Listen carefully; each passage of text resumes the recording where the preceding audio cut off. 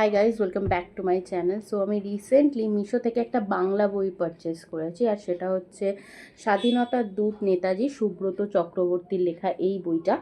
আর এটার ব্যাকগ্রাউন্ডে যিনি লেখক তার সম্বন্ধে দেওয়া রয়েছে। বইটার দাম হচ্ছে 119 টাকা, বাট আমি এটা 81 টাকায় পেয়েছি। তো প্রবলেম হচ্ছে, আমি না ভেবেছিলাম যে এই বইটার মধ্যে নেতাজি সম্পর্কে দেওয়া থাকবে, মানে যা জানি সেগুলোই অন্য ভাষায় দেওয়া থাকবে, কিন্তু এটা একটা কবিতার বই। মানে লেখক নেতাজিকে নিয়ে, নেতাজিকে উদ্দেশ্য করে নানান রকমের কবিতা লিখেছে।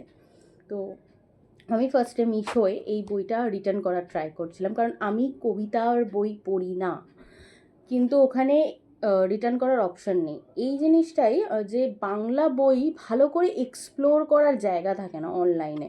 মানে যেসব প্রকাশনাদের যে সাইটগুলো, যেমন শব্দ প্রকাশন, খড়ি প্রকাশন, ওরা আলাদা।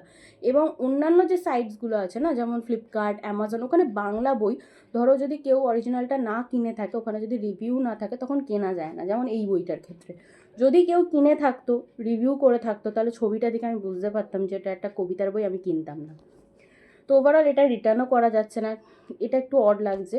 কিন্তু যেহেতু ওনার বই, ওনাকে উদ্দেশ্য করে অবশ্যই আমি পড়বো। কবিতার বই আমি খুব একটা পড়ি না, খুব একটা মানে পড়িই না, তো ট্রাই করব। আর এখানে অনেকগুলো কবিতা দেওয়া রয়েছে। এছাড়া নেতাজি ছাড়াও অনেক জীবনের বিষয় সম্পর্কে উনি কবিতা লিখেছেন। তো এই হলো।